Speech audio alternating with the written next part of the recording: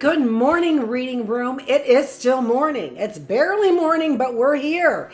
It is May 1st here in the classroom. We are here on day 188. One infinity. The hell? What the heaven? Let's read. We are reading Being Catholic Now. I put a little short out there. My Being Catholic Now does not get hits on the short. That's too bad because that was a really good short yesterday I put out there that combined our lessons this week. So in one short, I talked about what we were reading, and I talked about the early bird classroom and the philosophical classroom, all in one 2-minute and 49-second short. Oh, there's Frank Butler. Oh my gosh, right out loud. Sorry, I do that to myself mostly, not like that out loud. I am so sorry. Brian, he, her. J. Brian, he, her. Oh, he looks like somebody I recently saw on a Wikipedia page too. See, I think they're trying to give me the hints that, oh, you knew all along this was all fake. Who would believe the name Russell Friedman? You know what? Bite my ass. Oh, I'm sorry. He's a priest.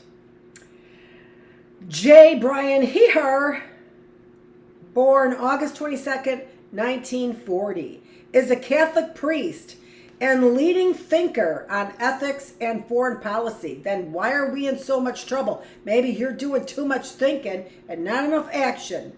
Don't have a lot of sympathy for anyone who's got the ending of her in it. Flank her, take her, crush her, he, her. Unless he's trying to tell us something. What do you suppose he's trying to tell us? With the last name like he, her. Oh, it's all just a joke. You're reading back your own words. We just put names on them.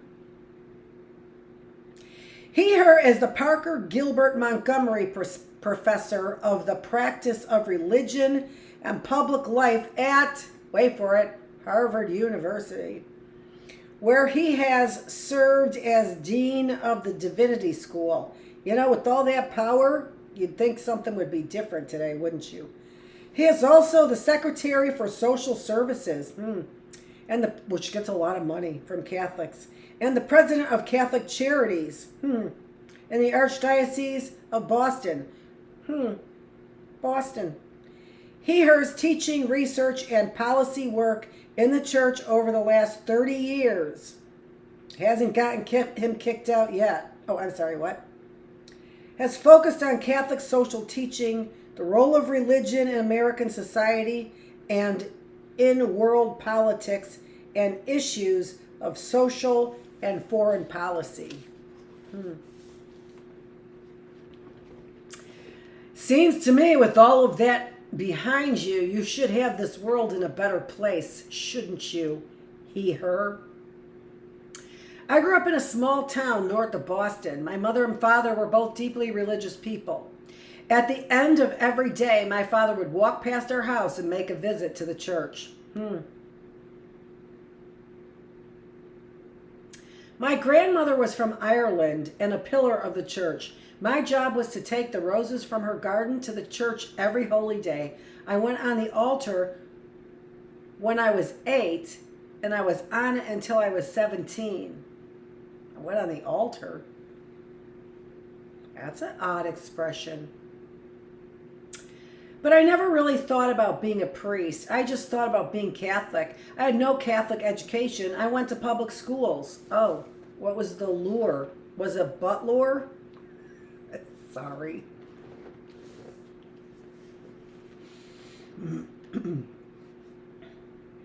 After my sophomore year in King's College in Pennsylvania, I went into the seminary in Boston to find out whether I should be a priest.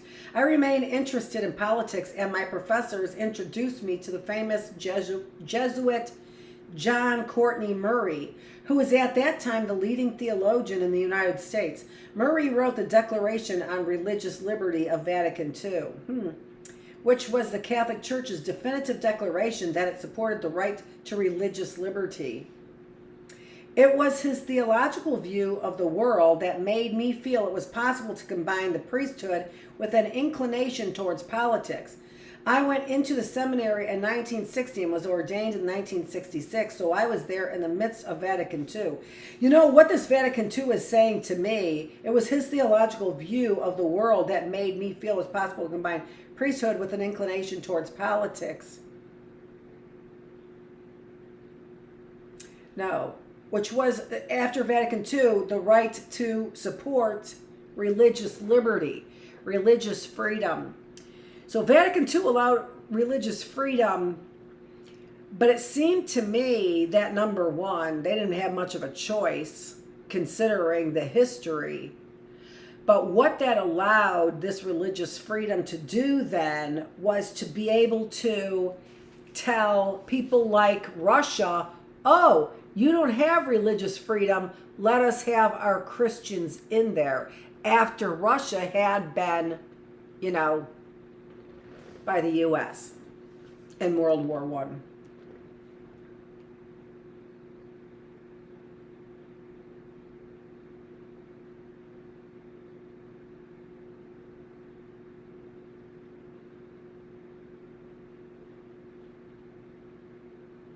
Okay, so Boston Seminary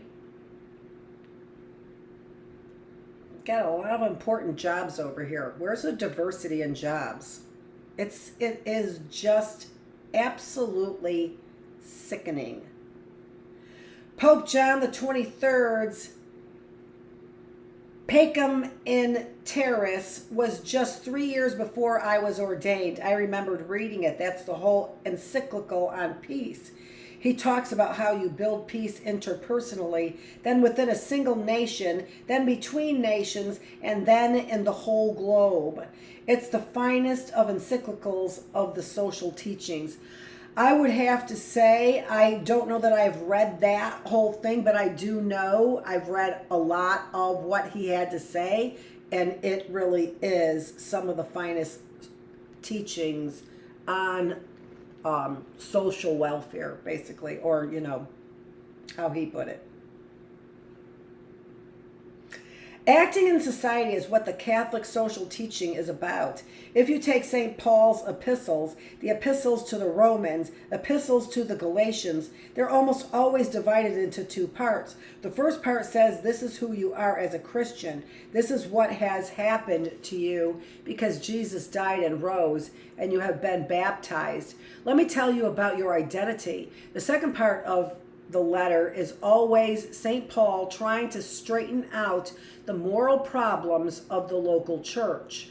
How local churches should deal with the state, how they should deal with each other, how they should deal with marriage, how they should deal with kids. So it's faith, our identity, and our moral life, our action. It's not only what we believe, but how we should act personally and in society, how you should act in the relationship to your civic responsibilities as a human being, politics, economics, laws, war and peace, international relations, and government.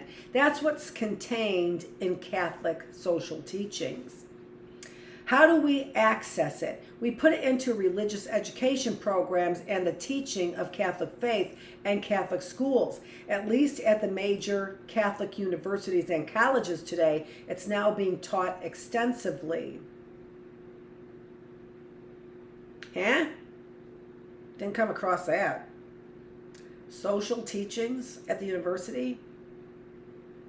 If you cared enough about it, but no, that was a lot of my experience here in Michigan, even on the east side, was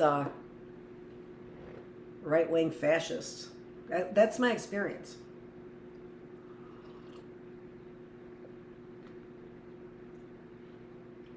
We learn to forgive by being forgiven. We can't earn forgiveness. It's not like me paying a fine to the police department and then saying, "You've got nothing on me." I come before God, and that which weighs upon me is lifted from me. Even though I can't earn it, I don't deserve it. I come before God, and that which weighs upon me is lifted from me. I remember writing this when I was paying a fine for a ticket. And that was going to be my reminder that I wrote it. But that was a nice line right after that, to not be so self-involved in the ticket thing or in reminding myself, as to say, I come before God, and that which weighs upon me is lifted from me. Even though I can't earn it, I don't deserve it. But the experience of being forgiven, I think, transforms a person into being a potential instrument of forgiveness. I read this to the Catholics for character building. This was my plea for them, and it came right from a priest. So to do the character building program. They were SOBs there at St. William. You have to distinguish for the people between their feelings and their act of forgiveness. Lots of times people will come to you and say, I can't forgive so-and-so, and I want to. Often this involves family kinds of things because they're so concrete. And I always say forgiveness lies in the will. So if you want to forgive, either because you feel you ought to or because you've been forgiven, if you want to forgive and you do forgive, you can say that to yourself. Then forgiveness has occurred. You may need to grow into that act of the will. Your emotions follow the will. So if you want to forgive, either because you feel you ought to or because you've been forgiven, if you want to forgive and you do forgive, you can say that to yourself. Then forgiveness has occurred. Huh? Lots of my communication can be confusing.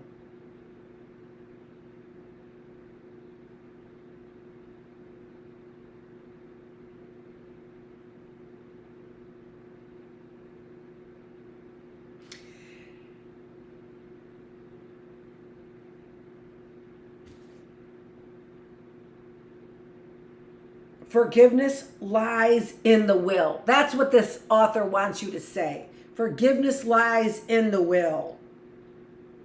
You can say that to yourself. Forgiveness lies in the will. All right? That's for me to help you figure these things out. And then forgiveness has occurred. You need to grow into that act of the will. Your emotions will follow. Your emotions follow the will. In South Africa, Chile, Guatemala, and other post-conflict countries, Truth and Reconciliation Committees, TRCs, were formed to grapple with the past and prepare for the future.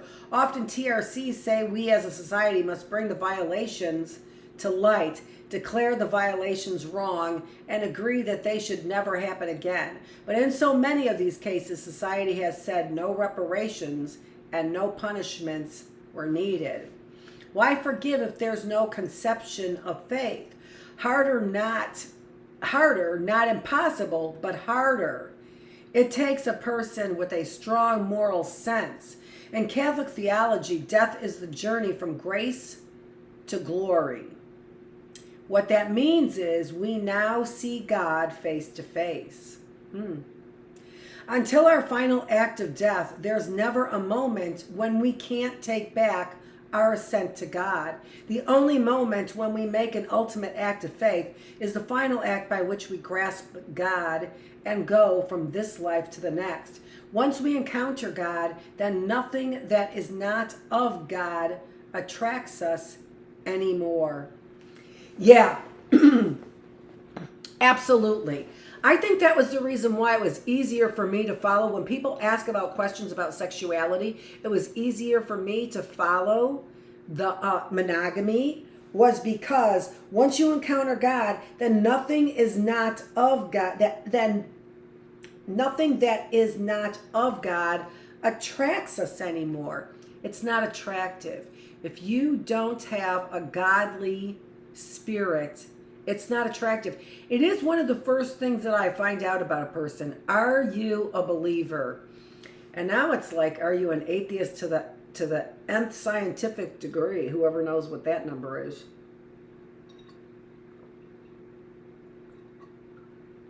It's multiplied by itself that many times. That's what that number is. To the degree. Anyway, and so when I was talking about sexuality, and I have not fully gotten around to probably what people want as an answer, but I think that that's the best answer right there. Once we encounter God, then nothing that is not of God attracts us anymore. And if God is love, then what we are seeing or encountering is real love. And that's why anything less is unacceptable. That, again, I saw that geisha documentary, basically, kind of, or story documentary based on a true story kind of thing. And all I'm asking you to do is to see your wrist. Yeah, you're full of shit. You're full of shit. And the only person buying it is you. That's all I'm asking to see is your wrist. No. What you're asking for is control of somebody. Whatever you deem you want control of. You might not be the person when you say all I want to see is your wrist to deem control of her or her sexual organs, her sexual parts, right? Her genitalia. Maybe you just are into the fear of it all. And then you go wank off someplace else. So that is the question of what goes on in your bedroom. Once we encounter God, then nothing that is not of God attracts us anymore. If you are stating your case in a way that is ungodly, then you're attracted to things that are ungodly. If you're pronouncing your right to have your sexual freedoms as a godly right, and what's in between there in the bedroom is your business. And I don't know how to draw that line. I've clearly said, I don't know how you draw that line, right? To keep kids safe. Nothing that is not of God attracts us anymore. And you know what? It's kind of easy to find out what people are attracted to and whether or not that is godly. If you're a woman and attracted to another woman, it's pretty easy for generally people to be able to tell if they know that other woman, whether or not that other woman is godly. That's what we're asking in the bedroom when we raise our children, right? When we take care of somebody else's children. When we take care of our pets, when we take care of our homes, when we take care of our property. All that we're asking is that it's done in a godly way. And you're not too dense to understand what that means, no matter what God means to you. But we know whether or not it's done in a godly way, and so will you, because you'll be attracted to ungodly things. If you're attracted to ungodly things, then you might have ungodly things going on in your bedroom, right? If that's your excuse for tormenting me, for your brinkmanship, well, you know what? We can misalign our character like we can misalign our backs. It's that easy. I've had disagreements with the people in the church hierarchy, and I ask myself, what's the point of disagreement? How did I get here? What do I know about what the Pope is trying to say or teach? Where do I get my sources of disagreement? I've asked that of myself. I had my disagreements over the contraception teaching. Paul VI's document came out 2 years after I was ordained. I've always lived in a parish. I love to hear confessions. I've always dealt with a lot of people struggling with this question and other questions too. But this was a huge question of disagreement in the church. I've taught seminars on it, so I've tried to examine it myself to teach it. When I disagree, I feel I have an obligation always to try to explain the teaching of the church as the Pope teaches it so that I fairly represent it. I can then indicate to people where my sources of disagreement are. I have to be careful because I have different roles. I'm a teacher, I'm a preacher, I'm a confessor, and I'm a counselor. I don't want to represent what's going on as me against the Pope. That's out of order. But I can't say I'm convinced when I'm not convinced. I've said this before. It is out of order for me to say something about, like, as if I know what is really truth and not truth with the Pope. I don't. I barely know what's truth and not truth. That's blasted all over the air as far as politics in our country goes, right? The standard model for this has been, particularly for people who are theologians, if you disagree, you do not publicly state your disagreement and you continue your research. If you're convinced that the church is wrong, you do the research that you think would correct it and you submit that to people who have the power to look at it. There have been cases where teaching was changed. John Courtney Murray changed the teaching on religious liberty. Again, it sounds like it was a little convenient there. Like you had no choice. After the Inquisitions and whatnot. And infallibility. Being Pope is not a job to be desired. This discussion is purely a thought experiment. I try to imitate different aspects of different popes of my lifetime. John the 23rd had this wonderful way of opening the church to the world and opening the world to the church. Paul VI was a favorite of mine. I thought he was a wonderful diplomat. He really understood world affairs and world politics. John Paul II combined this overwhelmingly powerful personal faith with deep social leadership. When you watched him, you had a sense that this was an honest-to-God mystic.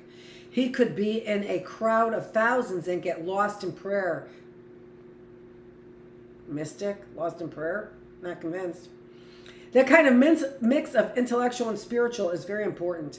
The Pope has proven to be a great teacher. He has a very different but very attractive style. I thought the first encyclical was a terrific piece of work. He has a wonderful way of communicating the content of faith. It doesn't have the kind of structured edge to it, but it has a more meditative tone. So I'd like to be open to the world. I'd like to combine social and spiritual, and I'd like to be able to teach the faith in an appealing way. Yeah, I feel like I've said a lot of this. I feel like I've seen this person too. Kerry Kennedy at our church. Very, very beautiful.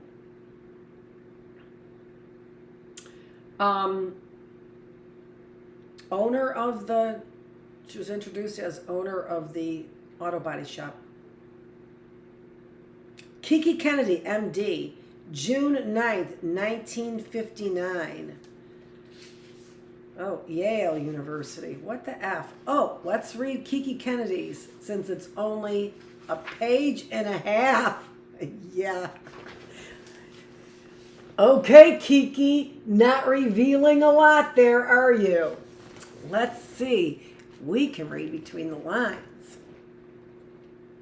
Serves as assistant clinical professor at Yale University Department of Psychiatry and has been a private practice psychiatrist in New Haven, Connecticut since 1991. Born to Presbyterian and Jewish parents, as an adult, Kennedy converted to Catholicism, the religion of her husband and their children.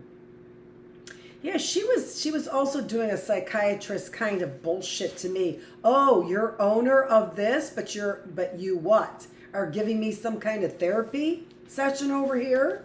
saying after my husband died, "Oh, you're depressed? I think you might need yada, yada, yada." Talking about giving me a shot. Weird shit.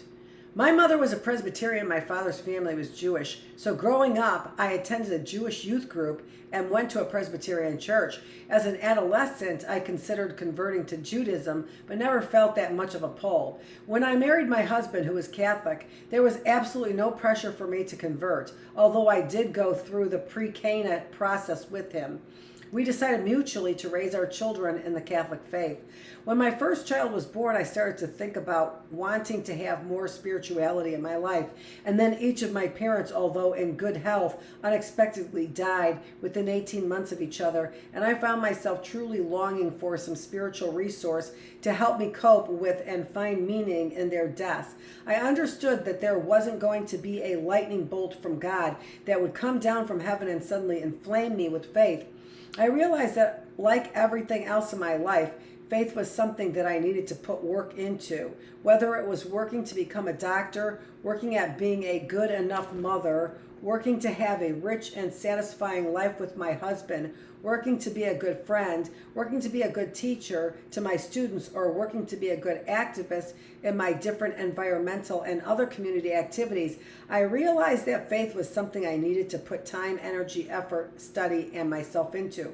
It made the most sense to pursue the faith that my husband had already chosen and that I'd chosen for my children. I had support from my husband, but by no means was he pushy or insistent. He never expected this to happen. He was very generous, open, and supportive of whatever I wanted to do. However, I did experience some opposition from friends of mine who felt that I shouldn't become a Catholic because of some of the church's messages about different issues at the time. I started attending Mass weekly with my children and husband. For a year, I attended weekly discussion meetings with the teacher and several other students. I studied both the assigned readings and essays that friends of mine who aren't priests but who have been involved with the more educational teachings of the Catholic Church suggested. I feel very positive about my decision to become a Catholic. Even though I still haven't developed a deep well of personal faith, I do feel a growing closeness to God, an openness to his way of working, and a sense of increased meaning and fulfillment in my life.